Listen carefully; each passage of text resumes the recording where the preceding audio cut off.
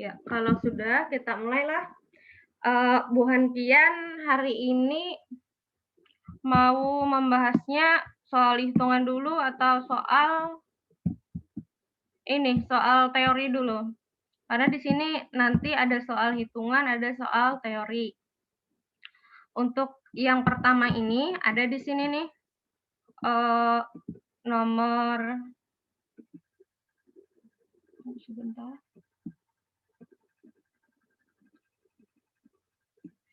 Untuk nomor 9 ini lumayan nak, untuk perhitungannya lebih berat dan kalau kita kategorikan ini termasuk soal yang sulit. Ustazah lewati dulu lah. Jadi kita ke soal yang lebih mudah dulu. Nah, sama ketika kalian triknya menjawab soal UTBK pada saat tes nanti, cari soal-soal yang termudah dulu. Dan jangan sampai misalkan kalian menjawab soal itu terpaku pada soal yang itu aja gitu. Kalau misalnya ternyata nih soal yang ini belum bisa dikerjakan, pindah aja dulu ke soal yang lain yang lebih mudah. Nah, setelah misalnya sudah habis nih soal yang mudah, nah baru kalian nanti cari soal yang kira-kira nih kita yakin jawaban kita itu bujur. Nah, itu ketika kalian mau pada saat UTBK itu ya untuk presentasi kelulusannya tinggi lah gitu. Jadi kita harus pakai trik nak untuk menjawab soal UTBK seperti ini. Karena tidak semua soal itu kadang bisa kita jawab gitu. Tapi ya tadi kita harus utamakan soal-soal yang kita bisa. Nah, kalau misalnya nanti sudah selesai semua loh soal yang kita anggap mudah tadi. Nah, baru kita ke soal-soal yang kemungkinan bisa kita usahakan. Kita ke nomor 11. Ustazah minta Rizkian Nur. Rizkian Nur ada? Pon. Enggih, tolong dibacakan nak. Ustazah perbesar lagi serilah. Tunggu. Nah, jelas lah nak soalnya, tulisannya. Silahkan. Dibacakan dulu. Nomor 11 Kak Zuga. Enggih, nomor 11. Bank Indonesia memiliki kewenangan untuk mengatur dan menjaga kelancaran sistem pembayaran dengan beberapa cara, kecuali di sini sudah ada jawabannya nak, melakukan peraturan di bidang perbankan. Nah, di sini Ustazah bahaskan sedikit. Peran dari Bank Indonesia dalam sistem pembayaran itu di sini nih, yang perlu kalian ingat. Tunggu sebentar. Ustazah mencari kursor. Nah, di sini nak, mengatur dan menjaga kelancaran sistem pembayaran. Jadi wewenangnya apa? Yang pertama melaksanakan dan memberikan persetujuan dan izin atas penyelenggaraan jasa sistem pembayaran. Yang kedua, mewajibkan penyelenggara jasa sistem pembayaran untuk menyampaikan laporan tentang kegiatannya. Dan yang ketiga, menetapkan penggunaan alat pembayaran. Ustazah, kenapa jadi jawabannya E? Karena yang melakukan peraturan di bidang perbankan ini tugasnya Bank Indonesia atau Bank OJK, tugasnya Otoritas Jasa Keuangan. Nah, disinilah ini tugas dari OJK. Nah, kalau saya bingung. Terus Ustazah, yang ini kan tadi ada di tulisan yang penjelasan yang di bawah sini. Yang ini juga ada. Yang ini juga ada. Kenapa Ustazah? Yang B ini juga dikategorikan sebagai wewenang dari Bank Indonesia. Karena Bank Indonesia ini nih salah satunya, tapi bukan dalam kategori kelancaran sistem pembayaran, tapi ia bertugas untuk mencetak uang. Jadi di sini dari mengeluarkan, mengedarkan, menarik dan memusnahkan uang rupiah itu juga bagian dari tugas Bank Indonesia, tapi bukan dari poin yang kelancaran sistem pembayaran. Lah, kita lanjutkan ke nomor 12. Nomor 12, tunggu sebentar. Ustazah. Nah, oke. Nomor 12 silakan bacakan soalnya Diva. Diva ada? Halo? Hafizah ada? Divanya lagi Ustazah. Divanya lagi apa, Nak? Lagi ngalih Bu Pandir. Oh, lagi ngalih Bapandir. Ini siapa yang Bapandir? Rauda saja. Oh, Rauda. Sama kah akunnya, Nak? Tinggi. Oh, nggih. Silakan Rauda.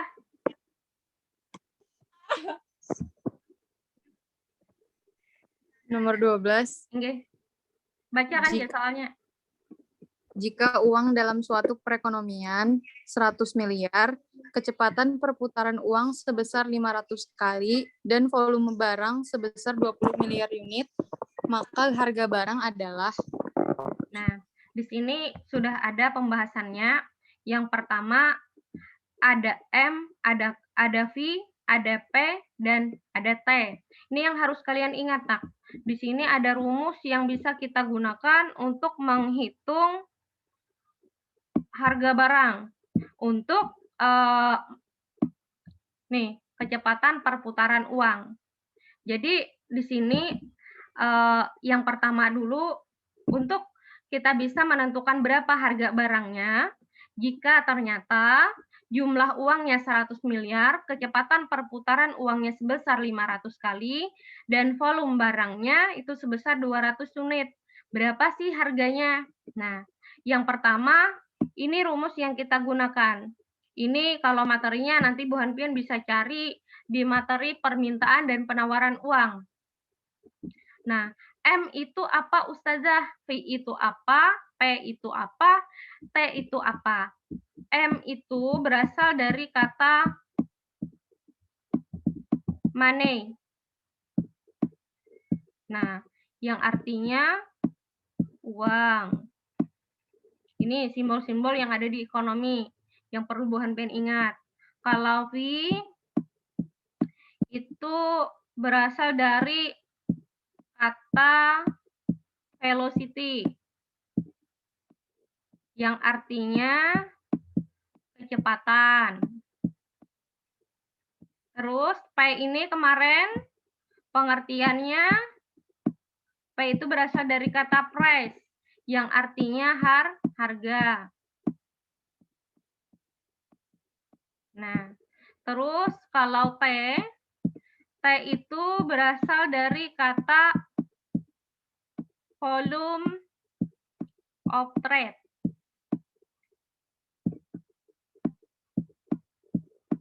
Nah, supaya Bu Hanpian ingat, apa sih itu arti dari simbol-simbol itu berasal dari kata apa gitu. Nah, jadi mudah untuk mengingatnya kalau T ini berasal dari kata volume of trade. Volume of trade itu volume perdagangan. Bisa kita sebutkan dia volume barang. Nah, jadi kita tinggal masukkan ke rumus yang ada. M-nya berarti money. Money itu yang ini, jika uang dalam satu perekonomian 100 miliar, kita letakkan 100-nya di sini. Terus V-nya tadi, velocity atau kecepatan. Kecepatan itu 500 kali. Kita letakkan di sini. Sama dengan P. Nah, karena harga barangnya belum diketahui, maka P-nya tidak kita ganti dengan angka. Dikali T-nya, T tadi volume barang yaitu 20 miliar. Jadi di sini dikali 20. 100 kali 550.000 sama dengan P dikali 20. P itu sama dengan 50.000. Nah, supaya P-nya tadi sendirian, maka 20 ini pindah ruas sebagai pembagi 50.000. Ini naklah tanda garis miring ini, ia fungsinya sebagai pembagi. Nah, jadi 50.000 dibagi 20, hasilnya 2.500. Ada yang mau ditanyakan, Kak? Sampai di sini? Kalau tidak ada, kita lanjutkan ke soal berikutnya. Sedangkan tidak adalah, kita lanjutkan ke nomor 14. Nah, nomor 14, Talita. Talita, Nggih, sudah. silakan bacakan soalnya, Nak. Peranan badan usaha milik swasta di dalam perekonomian nasional adalah sebagai berikut kecuali Bacakan pilihannya. semuanya kau saja. Inggih. A. Menciptakan dan menyediakan barang dan jasa yang dibutuhkan masyarakat. B. Membantu pemerintah dalam penyediaan lapangan kerja. C. Menambah pendapatan negara dari sektor pajak. D. Meningkatkan produksi nasional. E. Meningkatkan konsumsi nasional, belanja pemerintah, dan tabungan nasional. Nah, di sini yang pertama yang harus kita amati, kita disuruh mencari peranan dari badan usaha milik swasta. Tapi jarnya yang kecuali.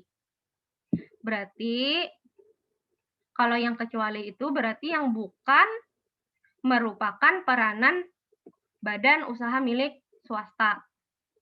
Nah, di sini peranan badan usaha milik swasta itu terdiri dari menciptakan dan menyediakan barang dan jasa yang dibutuhkan masyarakat, membantu pemerintah dalam penyediaan lapangan kerja, menambah pendapatan negara dari sektor pajak, dan meningkatkan produksi nasional. Nah, jadi di sini yang bukan itu yang E. Kenapa yang E? Di sini meningkatkan konsumsi nasional, belanja pemerintah, dan tabungan nasional. Semua urusan ini menjadi urusan pemerintah, bukan urusan dari pihak swasta. Lah, anak lah. Nah, jadi diingati kalaunya di sini ada konsumsi nasional, sampai belanja pemerintah, sampai tadi tabungan nasional, ini tugasnya dari badan usaha milik negara, bukan badan usaha milik swasta. Badan usaha milik swasta tuh bisa badan usaha milik perorangan, atau dari beberapa orang yang bekerja sama untuk membangun usaha, tapi dia bukan usaha milik pemerintah. Lah, kita next ke pertanyaan berikutnya. Nah, ini soal dari tryout Primagama yang kedua, Nak. Nah, yang pertama dulu silahkan dibacakan Eva.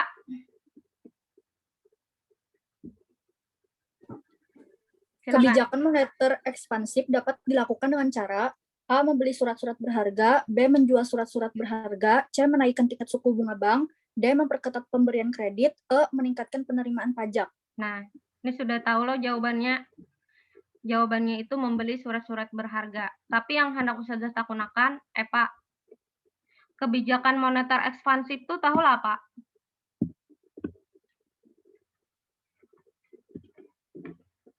Tahu lah, Pak? Yang mengatasi inflasi itu kayak saja. Ya, keduanya sama mengatasi inflasi. Cuman di sini nanti kebijakan moneter ini terbagi menjadi 3. Ada kebijakan moneter kuantitatif, ada kebijakan moneter ekspansif. Nah, yang ekspansif nih kebijakan moneter yang mana atau yang apa gitu. Tahu lah, Pian? Supaya masyarakat kada terlalu belanja kayak itu kalau saja. Yo, menambah uang beredar kah atau mengurangi jumlah uang beredar? Mengurangi jumlah uang beredar. Ayo, kebalik kah kada? Ada. Mengurangilah saja. Ada.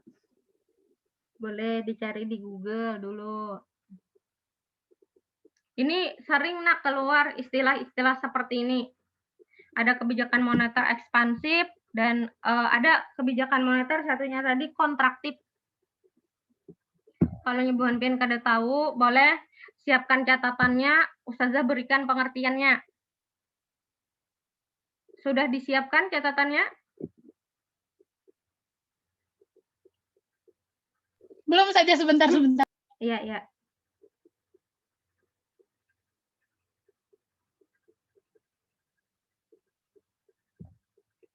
Sudah? Sudah. Oke. Nah, yang pertama yang harus kita ketahui, kemarin kan sudah Ustazah ajari nih. Atau baru tadi deh. Kebijakan moneter itu pengertiannya adalah kebijakan yang diberlakukan oleh pemerintah lewat bank sentral. Ingatilah, jadi kebijakan ini dilakukan oleh pemerintah melalui bank sentral untuk mengatasi inflasi. Nah, jadi kebijakan moneter ini ia terbagi menjadi dua, Nak. Ada kebijakan moneter ekspansif, ada kebijakan moneter kontraktif. Kalau kebijakan moneter ekspansif itu kebijakan dari Bank Indonesia dalam rangka menambah jumlah uang beredar. Ingat, menambah jumlah uang beredar. Kalau kebijakan moneter kontraktif tadi, kebijakan dari bank sentral dalam rangka mengurangi jumlah uang beredar. Mau saya ulang kah? Atau bisa aja ada, sudah dicatat?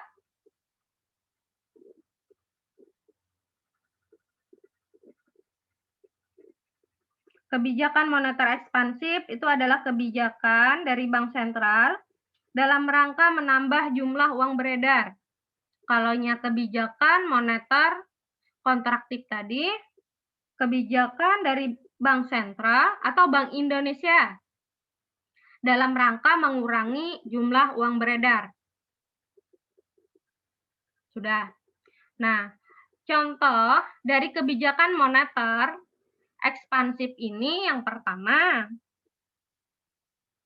menurunkan suku bunga. Yang kedua, membeli surat berharga. Yang ketiga, menurunkan persyaratan cadangan kas. Cadangan kas oleh bank lah, Nak lah. Kalau kebijakan kontraktif, contohnya meningkatkan suku bunga, menjual surat berharga, sama menaikkan persyaratan cadangan kas. Nah, mereka berlawanan kan? Kalau ekspansif menurunkan suku bunga. Kalau kontraktif dia meningkatkan suku bunga. Kalau di kebijakan ekspansif membeli surat berharga. Kalau kebijakan kontraktif menjual surat berharga. Kalau kebijakan ekspansif menurunkan persyaratan cadangan kas. Kalau kebijakan kontraktifnya menaikkan persyaratan cadangan kas. Nah, jadi di sini tadi kan dari contoh kebijakan moneter ekspansif tadi salah satunya adalah membeli surat berharga. Tunggu sebentar. Aliyah ada?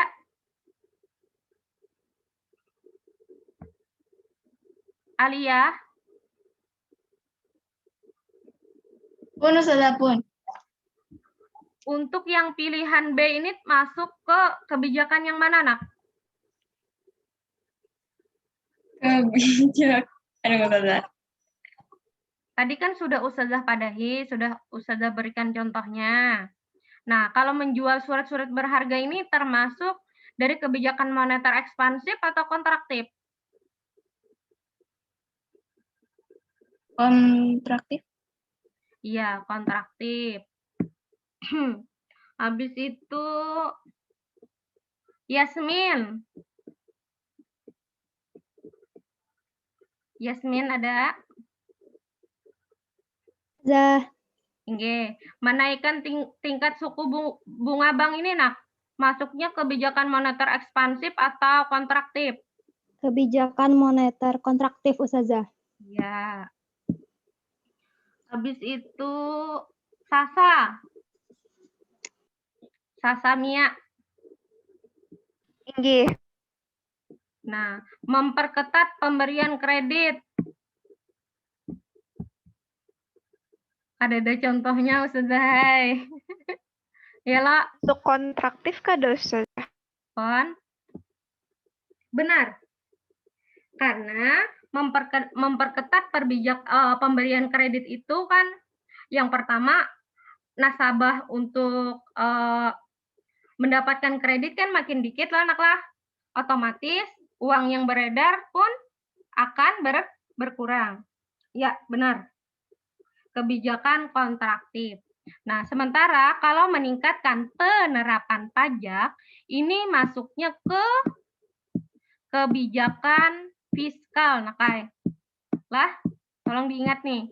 Bila ada hubungannya sama pajak, itu nantinya ke kebijakan fiskal.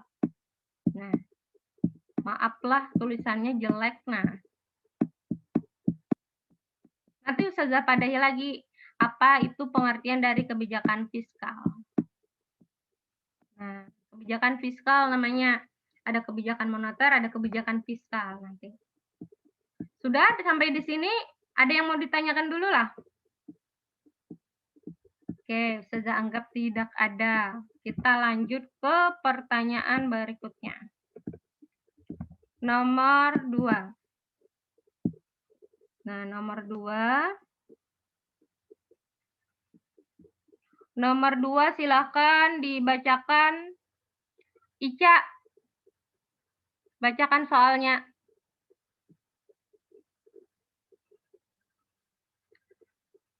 Nurul Izzah.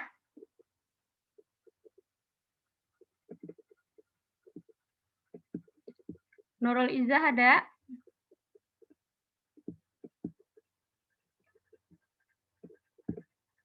Oke, kita lewati. Haris ada? Haris Azen. Iya sih ya. Ya, silakan dibacakan nak soalnya. Nomor berapa sih? Nomor 2. Premi produsen akan diperoleh penjual yang memiliki A. Daya beli lebih tinggi daripada harga keseimbangan. B. Daya beli lebih rendah daripada harga keseimbangan. C. Biaya produksi sama dengan harga keseimbangan. D. Biaya produksi lebih rendah daripada harga keseimbangan. E. Biaya produksi lebih tinggi daripada harga keseimbangan. Oke, terima kasih. Nah, di sini ada istilah premi produsen. Ingatlah, naklah, bila menemukan istilah premi produsen, itu sama dengan surplus produsen. Surplus produsen kemarin, apa pengertiannya, Adelia?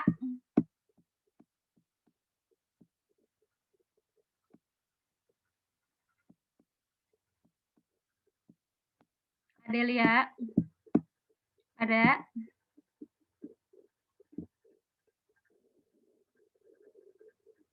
Fadil? Oh, Fadil. Fadil. Ada? Alwi? Halo? Alwi ada?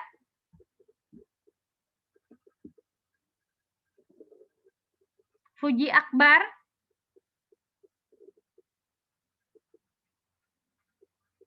Samel?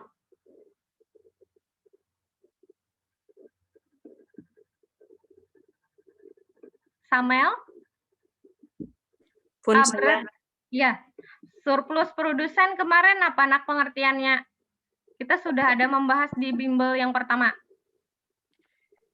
Itu tuh keuntungan yang dicapai produsen saat ingin menjual barang yang terendah tuh, nah sudah. Iyalah. Ya. Kemarin kita ulang lagi lah pengertiannya kalau masih ada yang belum mencatat. Yang namanya surplus produsen kemarin harga jual yang diterima produsen lebih besar daripada harga yang mereka bersedia untuk menerimanya. Jadi, misalkan perusahaan A itu nanti mentargetkan barang A ini akan laku 10 juta misalkan. Ternyata setelah di pasaran, konsumen pun berani untuk membelinya harganya misalnya 15 juta atau 20 juta. Nah, itu berarti nanti ada produsen akan mendapatkan surplus atau keuntungan. Nah, surplus produsen ini akan diperoleh penjual yang memiliki, otomatis kan di sini biaya produksinya lebih rendah daripada harga keseimbangan. Harga keseimbangan itu harga pasar nakai, atau harga yang biasa diterapkan sama pihak penjual ke konsumen.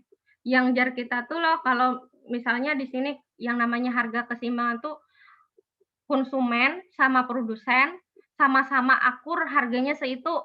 Nah, itu harga pasar. Nah, otomatis kan kalau misalnya biaya produksinya lebih rendah daripada harga yang ditetapkan di pasar, otomatis nanti akan terjadi yang namanya surplus produsen. Karena ya tadi biaya produksinya kan lebih rendah. Nah, misalnya di sini biaya produksinya 10.000 misalkan. Ternyata ditetapkan untuk dijual misalkan 12.000, maka nanti akan mendapatkan keuntungan sekitar 2.000.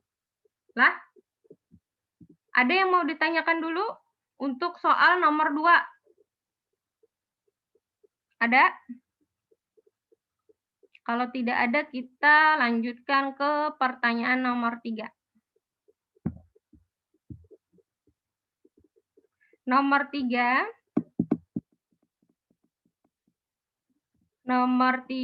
Ustazah minta bacakan soalnya sama Faris Arianda. Faris Arianda ada? Ada saja ada. Ya, silakan.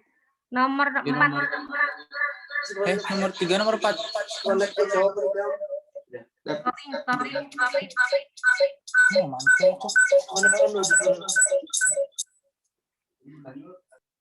Nomor 4, nak. Nomor 4 ya Ustazah. Nomor 3. Ini kan nomor 3 saja, Inge. Belum pakai pun RR saja, hai. Inge. Inge nomor 3. Dalam pasar persaingan sempurna, kurva permintaan menjadi satu dengan kurva A. Total revenue dan marginal cost. B. Total revenue dan marginal revenue. C. Marginal cost, average cost. D. Average revenue dan marginal revenue. E. Average revenue dan average cost. Ya, terima kasih. Iya, di sini jawabannya sudah bisa kita lihat. Pokoknya yang warna kuning ini jawaban kuncinya. Nah, di sini ada average revenue sama marginal revenue. Nah, di sini nak sudah ada ketentuannya nak. Dalam pasar persaingan sempurna itu, kurva permintaan menjadi satu dengan kurva yang pertama, kalau ini kurva dari pendapatan rata-rata dan pendapatan marginal. Wah. Nah, di sini sudah memang ketentuannya. Jadi kayak apapun, kalau misalnya Bu Hanpian dapat soal yang seperti ini, pasti ini dah jawabannya. Beda kalau misalnya kita harus menganalisis lagi gitu. Sudah ketentuan pada teori ekonominya. Nah, Ustazah, pasar persaingan sempurna itu apa? Nah, pasar persaingan sempurna itu pasar yang sama-sama banyak penjual dan pembelinya. Jadi kalau Bu Hanpian menemukan ada pasar banyaknya antara penjual dan pembeli, itu namanya pasar persaingan sempurna. Dan di sini barang yang diperjualbelikan cenderung homogen atau serupa. Jadi misalnya contohnya di sini yang disebut sebagai pasar persaingan sempurna, pasar sayur, Misalkan di sana misalnya ketika kita datang di situ kan sayur aja sabarataan yang dijual orang. Nah, itu namanya nama pasar tadi dia digolongkan sebagai pasar persaingan sempurna. Lah, kita lanjutkan ke nomor 4. Kita lanjutkan ke nomor 4. Ustazah mau yang membacakannya. Tunggu sebentar.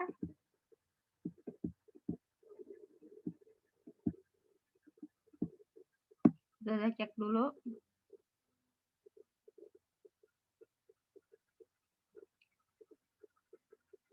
Adip Naupal, ada? Adip Naupal.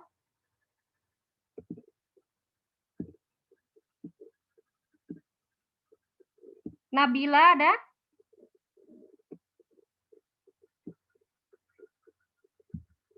Abrar ada?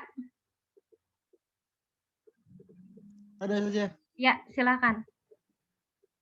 Dikatakan bahwa tahun 2017 nilai perdagangan Indonesia Cina surplus sebesar $15. Artinya adalah A. Ekspor Indonesia ke Cina sebesar $15. B. Impor Indonesia dari Cina sebesar $15. C. Ekspor Indonesia ke Cina ditambah impor Indonesia dari Cina sebesar $15. D. Ekspor Indonesia ke Cina dikurangi impor Indonesia dari Cina sebesar $15. E. Ekspor Cina ke Indonesia dikurangi impor Cina dari Indonesia sebesar $15. Iya. Jawabannya D. Oke. Di sini jawabannya D. Nah, Ustazah hendak bertakun lawan Abrar. Ekspor tuh apa? Mengirim barang yang diproduksi dalam negeri ke luar negeri. Nah, kalau impor, Bang? Membeli barang dari luar negeri. Membeli barang dari luar negeri. Ya, lah. Nah, surplus apa artinya? Keuntungan. Ya, keuntungan. Di balik dari surplus ini ada lawanannya namanya defisit. Nah, defisit itu apa artinya, Brar? Kerugian. Kerugian. Nah, di sini dikatakannya kalau neraca dikatakannya di sini bahwa nilai perdagangan Indonesia Cina itu surplus sebesar $15. Otomatis di sini, ini tadi kan kita mengirim barang ke luar negeri. Kalau mengirim barang ke luar negeri kita dapat uang atau kada? Dapat. Dapat. Kalau kita mengimpor barang dari luar, kita dapat uang atau kada? Kada. Mengeluarkan uang. Nah, surplus itu ketika yang pertama pendapatan lebih besar. Nah, pendapatannya lebih besar daripada pengeluarannya.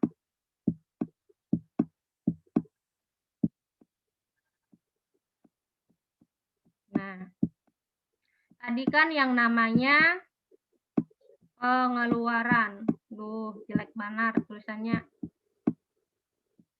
Nah, di sini tadi yang namanya ekspor itu uang masuk. Kita sebut aja dia pendapatan. Nah, pendapatan. Terus, di sini yang impor tadi berarti uang keluar. Kita sebut ia pengeluaran. Nah, pengeluaran. Nah, kalau ia kita kurangkan, nah, pas saat apa, Nak? Ini bisa surplus. Saat ekspor ini lebih besar daripada impor. Makanya jawabannya di sini adalah ekspor Indonesia ke Cina dikurangi impor Indonesia dari Cina sebesar $15. Kenapa Ustazah di sini kada milih kita jawaban yang A? Kalau di sini menyatakan ekspor Indonesia ke Cina sebesar $15. Maka di sini yang disebutkan surplus, keuntungannya. Besar kelebihan atau keuntungan yang didapat dari perdagangan Indonesia-Cina tadi. Kalau ini kan tadi cuma pendapatannya aja, bukan keuntungan. Bisa membedakan antara pendapatan dengan keuntungan. Kalau pendapatan itu masih penghasilan kotor. Nah, kalau keuntungan itu sudah dikurangi dengan pengeluaran nih. Nah, kenapa jadi Ustazah bukan pilihan B yang kita pilih? Karena ini impor. Otomatis kan kalau kegiatan impor tadi Ustazah kita kadang menerima apa-apa. Sementara di sini sebenarnya posisi kita adalah untung. Nah, Ustazah, kenapa bukan pilihan yang C? Pilihan yang C itu ekspor Indonesia ke Cina ditambah impor Indonesia dari Cina sebesar $15. Bukan ditambah, Nak, tapi dikurang. Nah, pokoknya keadaan surplus tadi ketika pendapatan dikurangkan dengan pengeluaran, itu nanti hasilnya plus. Itu berarti kita untung. Kita misalkan aja di sini, pendapatannya 30 miliar misalkan. Pengeluarannya 15 miliar. Nah, ada sisanya kada? Ada nih masih lebihannya sebesar 15 miliar dolar. Nah, otomatis di sini surplus. Ustazah, keadaan yang seperti apa sih yang biasa kita sebut defisit? Ketika pendapatannya ini kurang dari pengeluaran. Misalkan di sini pendapatannya 30, terus pengeluarannya 45. Maka nanti akan hasilnya minus. Nah, ini berarti posisi dari nilai perdagangan kita itu defisit. Karena apa tadi? Karena kita terlalu banyak mengambil barang dari luar negeri daripada mengirim barang ke luar negeri. Sampai di sini bisa dipahami, Nak?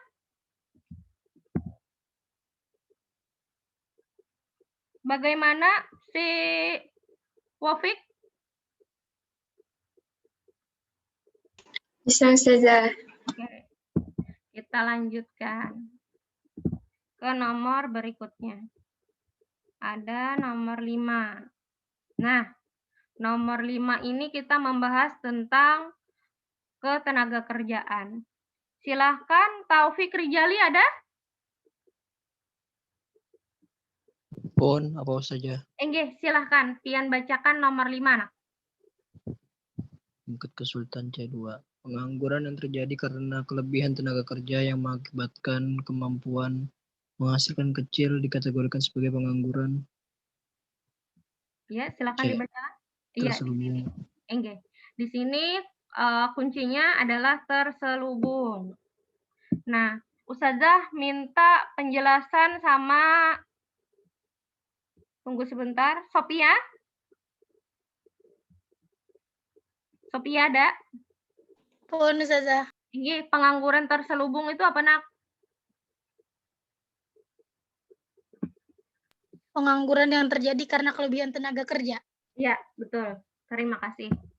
Nah, di sini kan pengangguran yang terjadi karena kelebihan tenaga kerja yang mengakibatkan kemampuan menghasilkannya kecil. Jadi di sini yang namanya pengangguran terselubung itu seperti ini, Nak. Misalkan Bu Hanpian punya perusahaan. Punya perusahaan itu misalkan untuk produk tersebut misalkan, atau yang bagawi di perusahaan Bu Hanpian itu misalkan cukup aja nih orangnya berempat. Nah, ternyata Bu Hanpian merekrutnya 6 orang misalkan. Nah, otomatis nanti ada 2 tenaga kerja kita yang kerjanya kurang maksimal. Misalkan kadang ketika sudah bekerja kan, mereka rasa kadadagawian tuh nah di tempat mereka bekerja. Maapalah lagi aku gawennya sudah tuntung, jarak itu. Nah, posisi orang tersebut ia sebagai pengangguran terselubung. Karena ia tadi sebenarnya untuk pekerjaan tersebut atau untuk usaha tersebut bisa diselesaikan hanya dengan 4 orang, tapi malah misalnya pihak pengusahanya mengambil 6 orang sebagai pekerja. Otomatis di sini ada 2 tenaga kerja yang nantinya posisinya sebagai pengangguran terselubung. Rasa kadeda gawian jar gitu, tapinya begawi. Tuh. Kalau pengangguran teknologi Bang apa? Yasmin.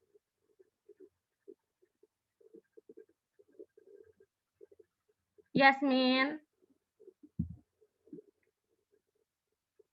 Ustazah. Pengangguran teknologi ini apa artinya, Nak? Karena perkembangan teknologi, jadi orang-orang tuh kehilangan pekerjaan, Ustazah. Iya, betul. Kalau friksional, Pak?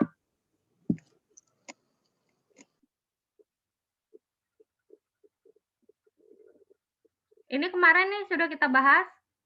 Friksional, pengangguran yang seperti apa? Misal karena kesulitan sementara, Ustazah. Misal?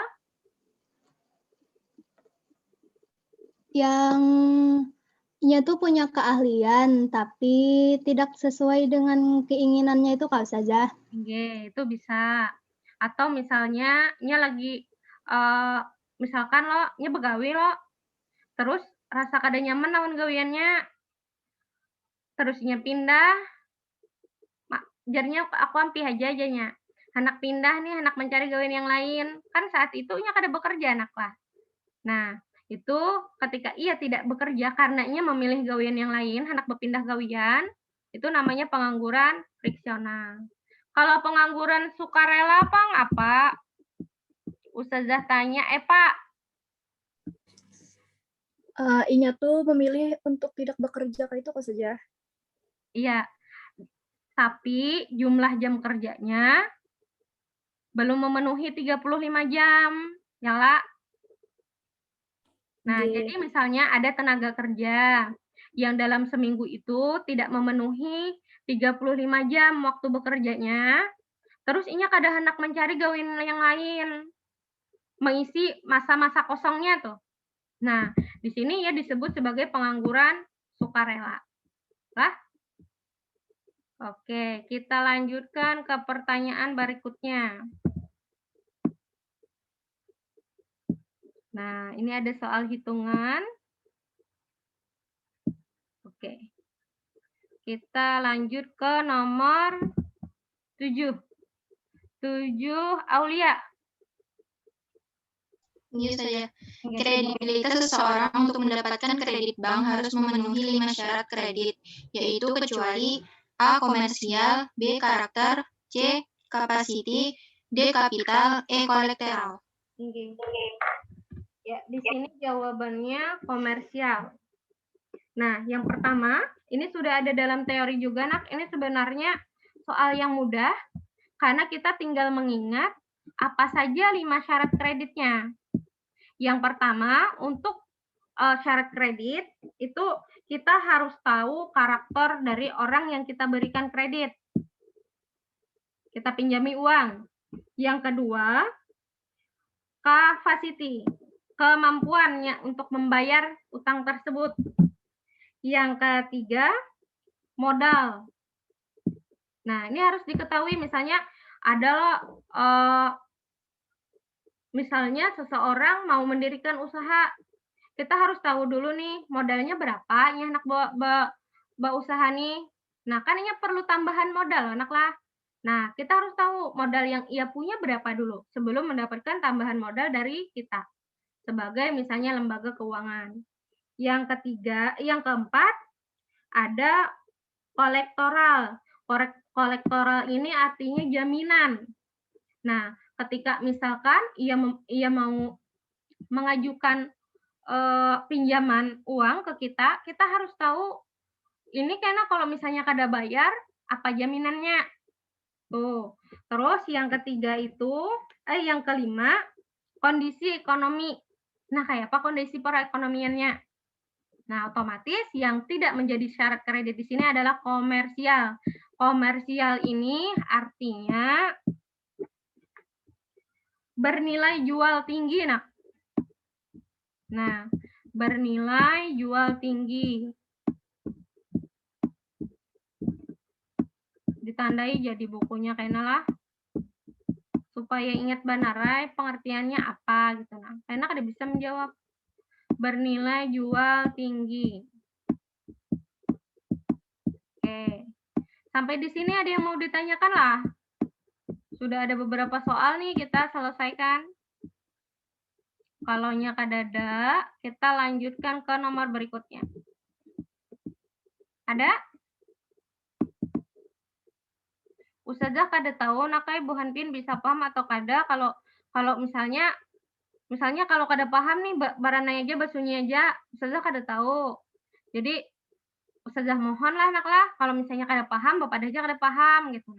Yang mana yang kira-kira perlu Ustazah jelaskan lagi. Kah? Iya saja. Nomor 8. Nomor 8 Ustazah minta Maziatul yang membaca.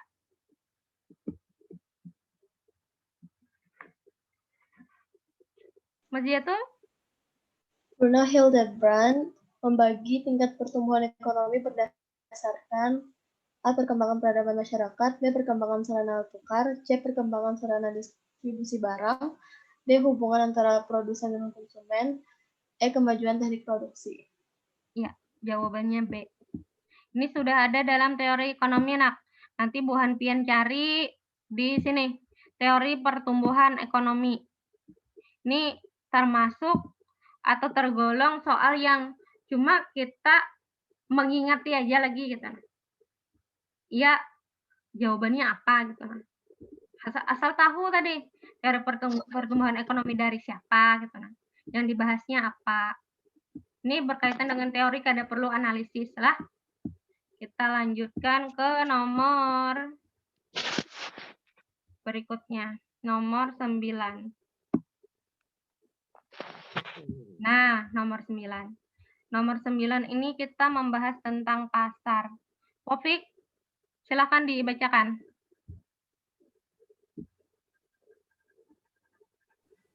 Ini langsung pertanyaannya kah atau tabelnya dibaca juga sudah? Langsung pertanyaannya aja, nak.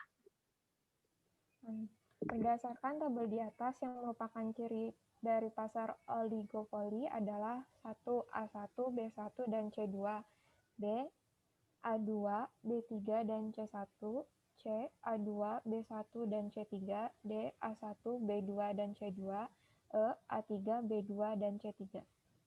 Nah, ini kan jawabannya yang B. Kenapa jadi yang B? Nah, yang pertama dulu, di sini ada istilah pasar oligopoli. Jadi pasar itu nak, ini macam-macam. Ada pasar persaingan sempurna, ada pasar persaingan tidak sempurna. Kalau persaingan sempurna itu satu aja macamnya. Ya tadi pasar persaingan tidak sempurna, pasar persaingan sempurna. Tapi kalau pasar persaingan tidak sempurna itu ada beberapa macam. Ada pasar monopoli, ada pasar monopsoni, ada pasar oligopoli, dan ada pasar monopolistik. Nah, yang kita bahas di sini adalah pasar oligopoli. Ia tergolong sebagai pasar persaingan tidak sempurna.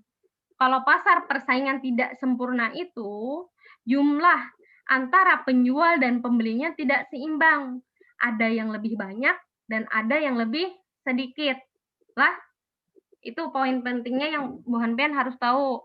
Jadi kalau pasar oligopoli ini, dia hanya ada beberapa penjual dan hanya ada beberapa pembeli.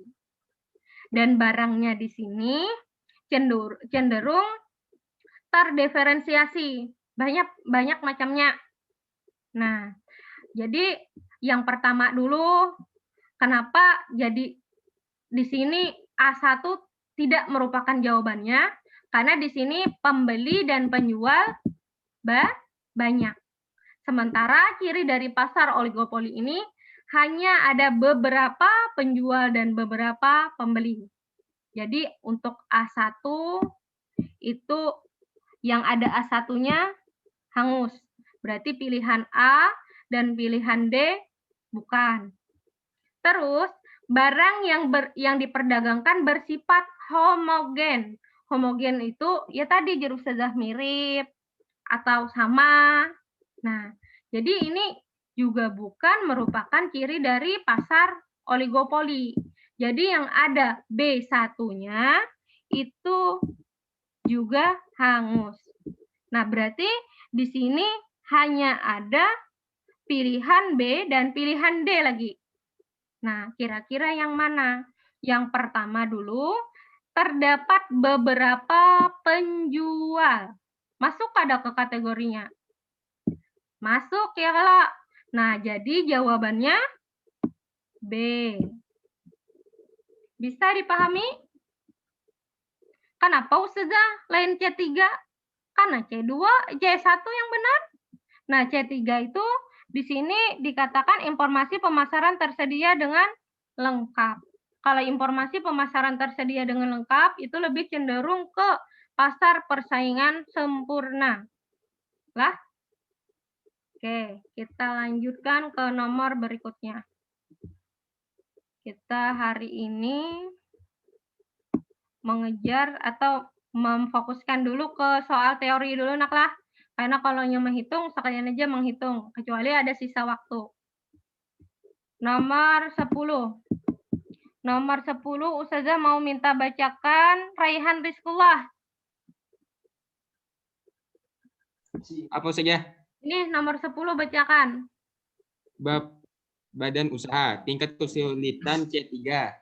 Pembeli saham dari suatu perusahaan akan mempunyai konsekuensi di bawah ini kecuali A. Berhak memiliki perusahaan, B. Berhak menjual saham yang dimiliki, C. Berhak mendapatkan dividen, D. Mengawasi perusahaan melalui RUPS, E. Menanggung seluruh kerugian perusahaan. Jawabannya E. Menanggung seluruh kerugian perusahaan. Iya. Mantap, Raihan. Alhamdulillah, makasih saja. Nah, di sini pembeli saham dari suatu perusahaan akan mempunyai konsekuensi. Di bawah ini kecuali. Nah, kalau kita membeli saham atau sebagai investor, yang pertama, yang kita punya hak terhadap perusahaan tersebut, yang pertama berhak memiliki perusahaan. Yang kedua, karena kita tadi punya saham, membeli saham, otomatis kita juga berhak menjual saham yang kita beli. Yang ketiga, berhak mendapatkan dividen. Nah, dividen ini apa, Ustazah? Dividen itu laba yang dibagikan sama perusahaan tempat kita berinvestasi. Lah, tolong diingat. Jadi ketika kita investasi saham, itu ada beberapa keuntungan yang akan kita dapatkan. Yang pertama tadi bisa berhak memiliki perusahaan, berhak menjual sahamnya, terus juga berhak mendapatkan dividen. Dividen ini tadi laba dari perusahaan tempat kita berinvestasi. Nah, selain itu biasanya kita juga akan mendapatkan capital gain. Capital gain itu selisih harga saham. Ketika harga sahamnya misalnya naik.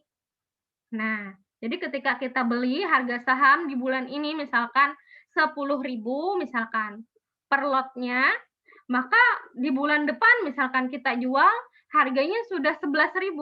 Otomatis nanti kita akan mendapatkan keuntungan sebesar 1.000 per lotnya misalkan. Nah, itu selain dapat dividen, ketika kita investasi saham, kita juga dapat capital gain. Lah.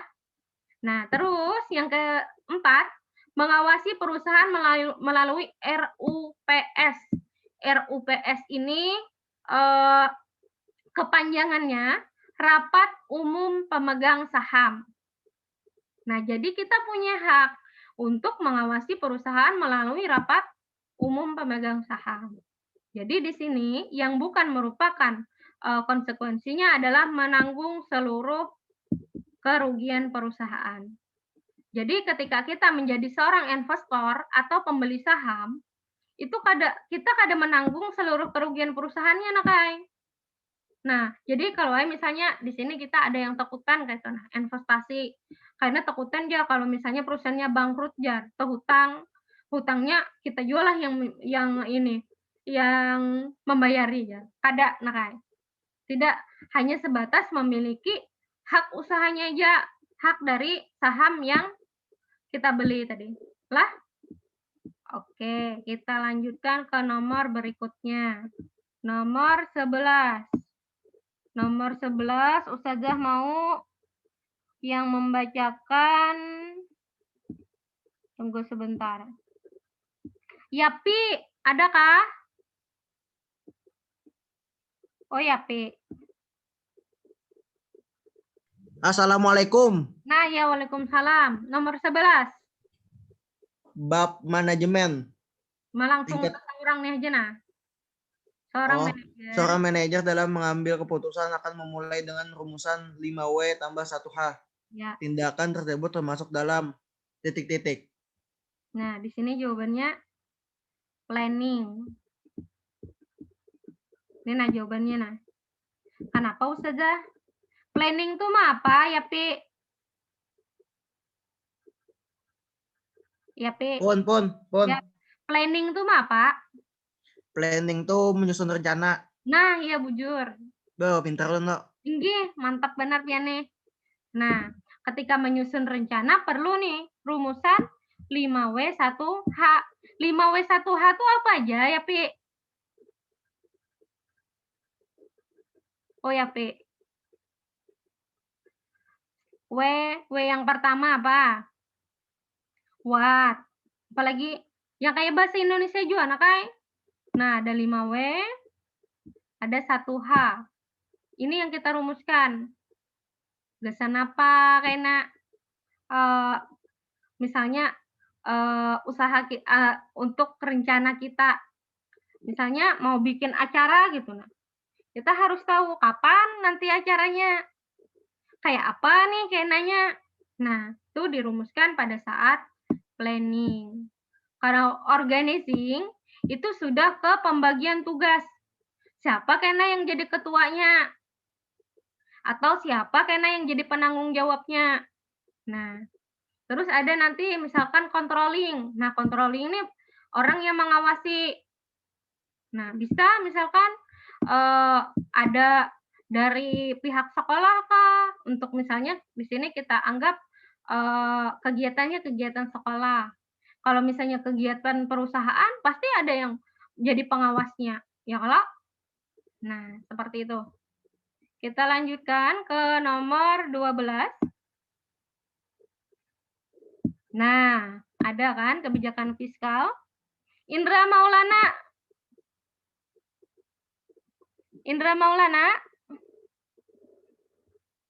Adakah Indra Maulana? Anak Mia, nah, Vito adalah? Dimas Erlangga? Ada. Nah, ya, silahkan, pian bacakan, nak. Kebijakan fiskal untuk mengatasi inflasi. Berikut ini adalah kebijakan pemerintah. 1. Menjual surat-surat berharga. 2. Membeli surat-surat berharga. 3. Menaikkan suku bank. 4. Menurunkan suku bunga bank. 5. Menaikkan pajak. 6. Menurunkan pajak. 7. Menambah pengeluaran. 8. Mengurangi pengeluaran. Yang merupakan kebijakan fiskal untuk mengatasi inflasi adalah nomor D. 5 dan 8. 5 dan 8. Ustazah bertanya sebentar sama Dimas. Tadi kan kita sudah membahas tentang kebijakan moneter, anaklah. Dimas? Inggih. Nah, kebijakan moneter tadi jar Ustazah apa aja? Moneter tadi penjelasannya tuh ada dilakukan oleh pemerintah ke bank sentral. Apa aja tadi? Ekspansif lawan kontraktif. Inggih. Nah, kalau menjual surat-surat berharga ini contoh dari kebijakan moneter apa? Kalau menjual kontraktif. Iya, kontraktif. Kalau membeli surat-surat berharga? Ekspansif. Iya. Menaikkan suku bunga bank?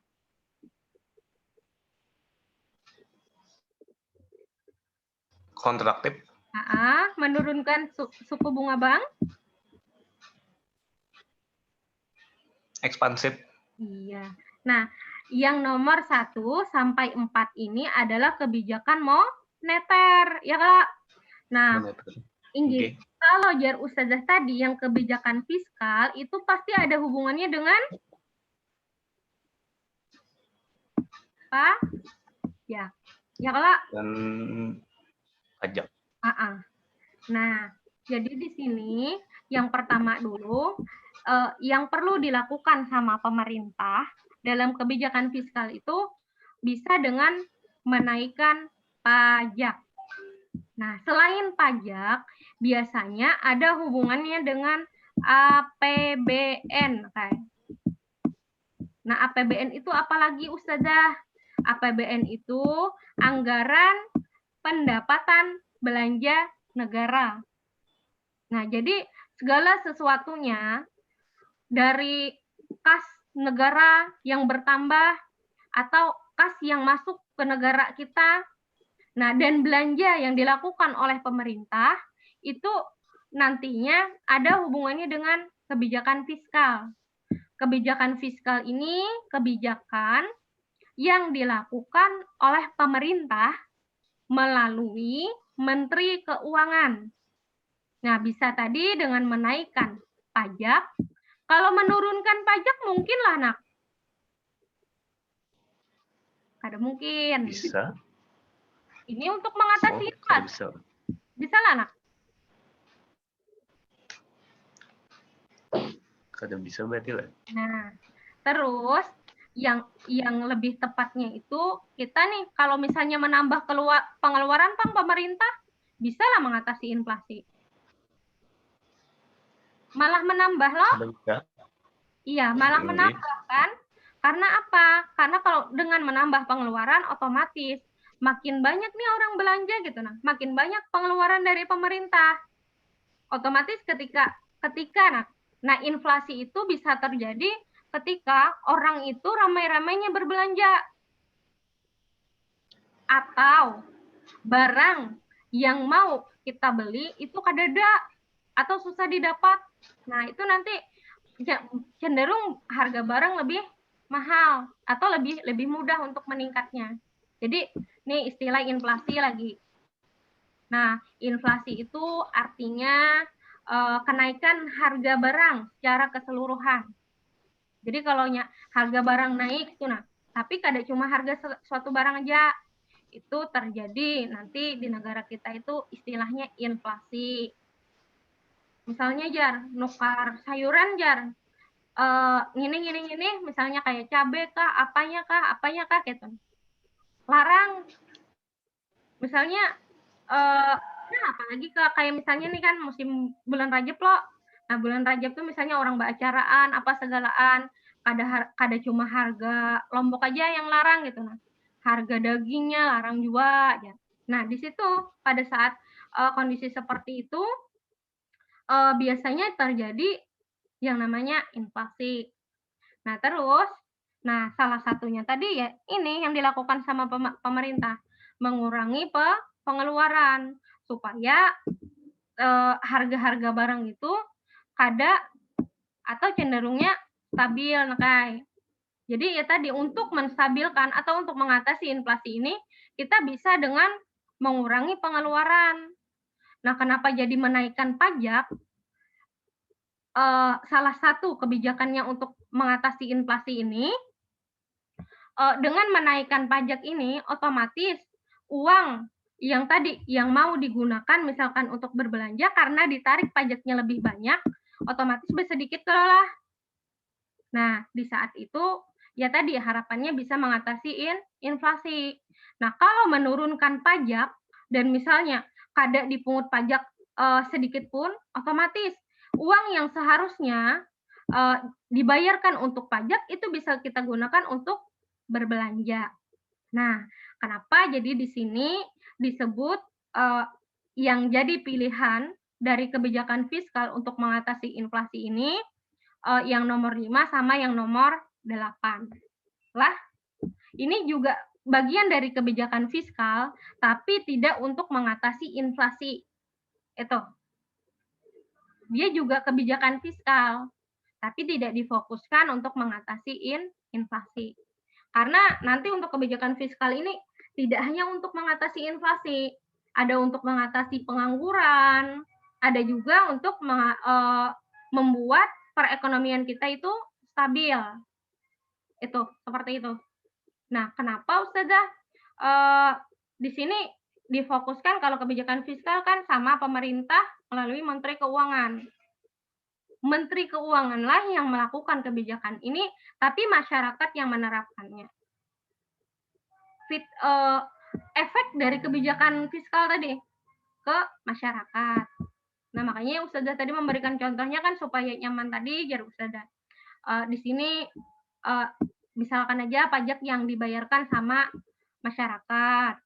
Kalau yang di sini misalnya mengurangi pengeluaran, bisa saja ya tadi kita contohkan aja kayak kita misalkan kalau misalnya kita disedikiti nih berbelanja, kayaknya harga barang itu dengan sendirinya lagi normal gitu. Karena ya tadi kita mencoba untuk mengurangi pengeluaran kita, mencoba untuk menahan diri untuk tidak membeli barang tersebut misalkan. Nah, itu nanti juga bisa mengatasi inflasi. Sampai di sini bisa dipahami lah. Kayak apa Ridho berkati? Pun. Kayak apa? Ada yang hendak ditakunakan kah nomor 12 nih? Hadang. Silakan. Kereda saya kereda. Ya, oke. Kalau nya kadada, sudah kita lanjutkan lagi ke nomor 13. Nah, nomor 13 juga hitungan. Kita lewati dulu. Nah, jadi untuk pekan berikutnya kita khusus naklah membahas tentang hitungan. Jadi hari ini Ustazah habiskan yang teorinya dulu. Nomor 14. Ridho berkati. Pin bacakan. Hadang. Konsep dasar dari manajemen pemasaran adalah A. Memaksimumkan keuntungan, B. Maksimumkan saluran distribusi, C. Maksimumkan kepuasan konsumen, D. Memaksimumkan kualitas produk, E. Memaksimumkan volume penjualan. Jawabannya yang C. Jawabannya C. Memaksimumkan kepuasan konsumen. Di sini ada kata manajemen pemasaran. Nah, dalam manajemen itu ada manajemen pemasaran, ada manajemen keuangan, ada juga manajemen produksi. Nah, kalau tugas dari manajemen pemasaran itu nanti di sini dia punya konsep bahwa konsumen itu adalah raja. Nah, jadi nanti pasti yang dilakukannya adalah memaksimalkan kepuasan konsumen melalui promosi produk yang bagus. Kalau memaksimumkan keuntungan, ini nanti dia lebih cenderung ke manajemen keuangan. Kalau memaksimumkan saluran distribusi, ini cenderung ke bagian produksi. Sama memaksimumkan kualitas produk juga. Bagian produksi sama memaksimumkan volume penjualan.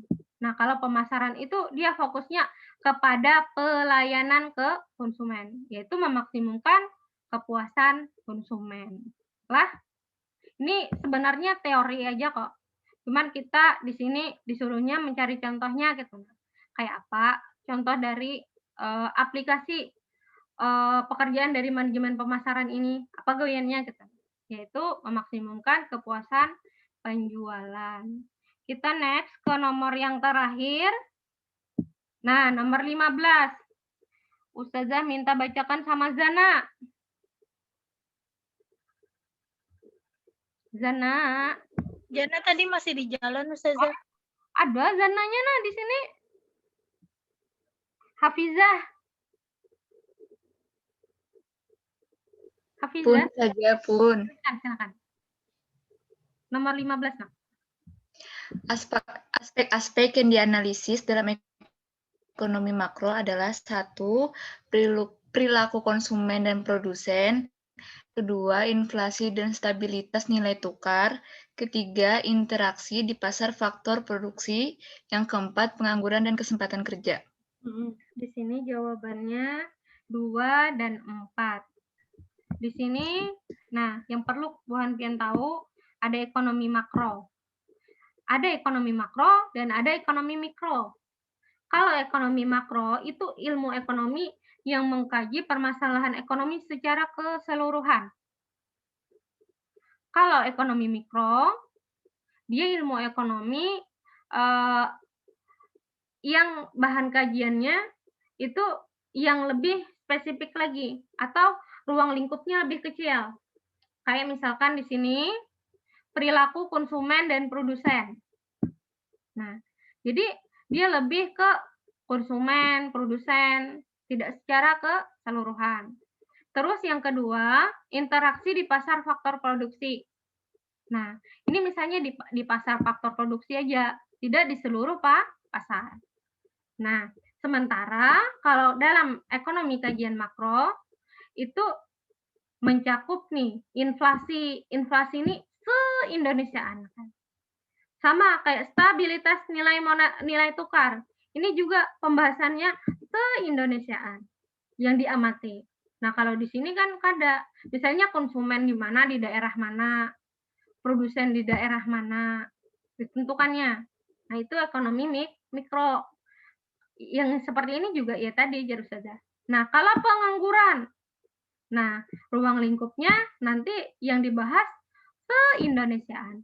Sama kayak kesempatan kerja juga seperti itu. Ada cuma misalnya di daerah A, di daerah B. Nah, jadi ini pembahasannya karena lebih luas cakupannya, maka ia digolongkan sebagai ekonomi makro. Ini sebenarnya juga teori, Nak. Bu Hanfian tinggal baca buku, baca keterangannya, yang semua ini ada kok. Nah, beda kalau yang tadi itu kita harus menganalisa dulu. Sampai di sini ada yang mau ditanyakan dulu? Kalau tidak ada, Ustazah mau berpesan sedikit? Atau sambil, nah Ustazah cek dulu kehadirannya, Nak lah. Ada di sini Yapi. Yapi masih ada? Oh, Yapi. Zaina Aisyah, adalah. Kemanaan buhannya nih? Kada menyahut di kiau. Zana. Tunggu, Ustazah perbesar. Ustazah screenshot dulu. Sampai Ridho berkati.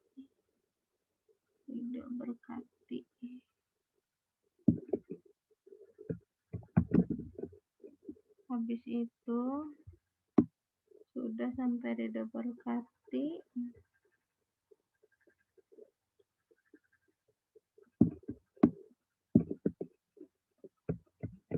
Tunggu. Pun Ustazah, Zaina Aisyah ada. Kemana tadi Pensa? Ada aja saja, kadang dengar ulun. Iya, Haris ada? Indra Maulana? Hadir? Indra Maulana? Raihan, Rian, Faris, Dava, Rafsan, ini di satu tempat kan, Nak? Inggi saja, Inggi. Di mana, Bu Hanfian? Dang. Di mana, Bu? Oh iya, udah tutup Adang. Di mana, Bu Hanfian? Di rumah RR ya. Eva ada? Ada Ustazah. Ya, Haris ada?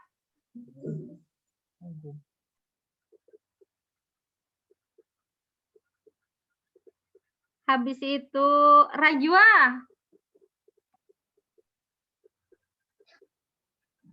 Ada saja. Oke. Habis itu Selin. Ada saja. Selin tadi kenapa kada masuk? Kapan saja? Tadi ada pembelajaran ekonomi pagi. Kada ingat saja. Oh, ya. Habis itu anak Mianya ini siapa aja ada? Vito ada lah. Hadir saja. Vito hadir. Dava, Bang? Ada. Ada. Tadi Dimas ada. Si Raudah tadi ada. Sasa ada. Hafizah, Lisandra.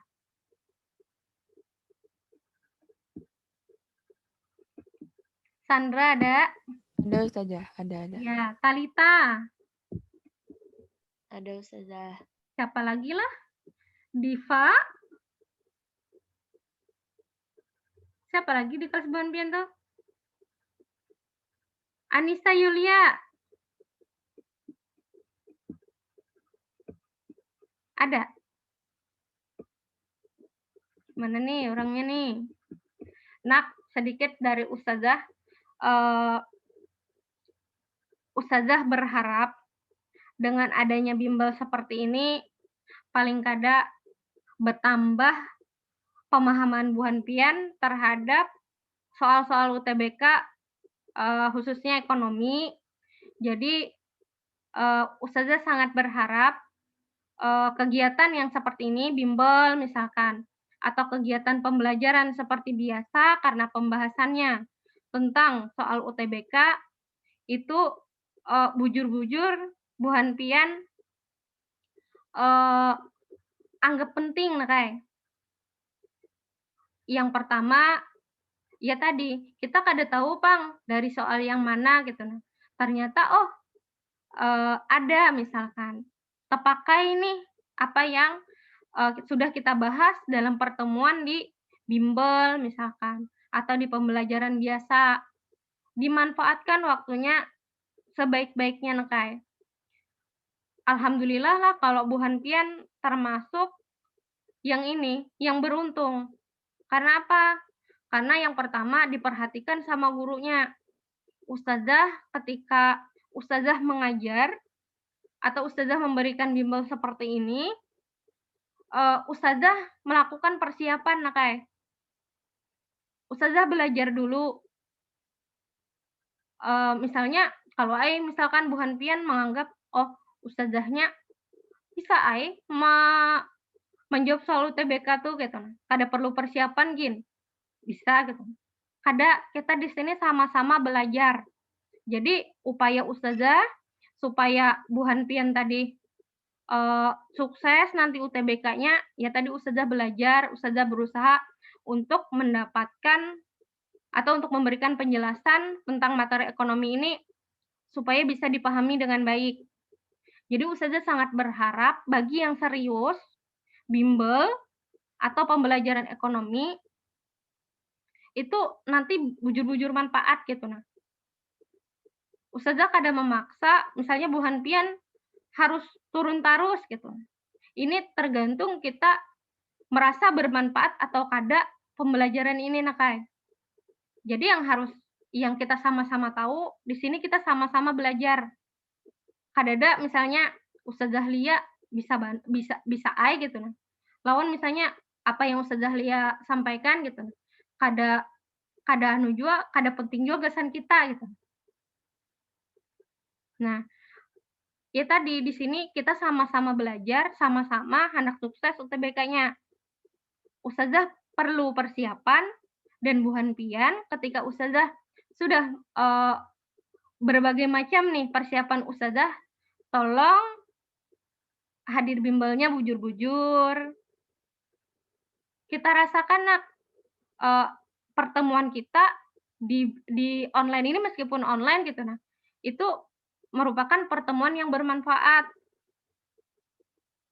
Ya kalau di sini kita sama-sama siap-siap gitu nah. Kita sama-sama di sini mempersiapkan diri kita, ya tadi, kalau sebenarnya lah, kalau ustazah gitu nah, apa untungnya sih ustazah belajar beristilah supaya bisa mengajarkan soal-soal ini kepada Bu Hanpian? Malah seharusnya Bu Hanpian yang lebih ekstra persiapannya, ya kelak bukan dari ustazah gitu nah. Jadi kita di sini sama-sama anak. Di sini ustazah belajar dan Bu Hanpian juga belajar. Nah, karena kita sama-sama belajar, berarti kita sama-sama standby. Karena tadi ustazah lihat ada beberapa yang ketika dipanggil, ustazah ulun lagi di sini ustazah.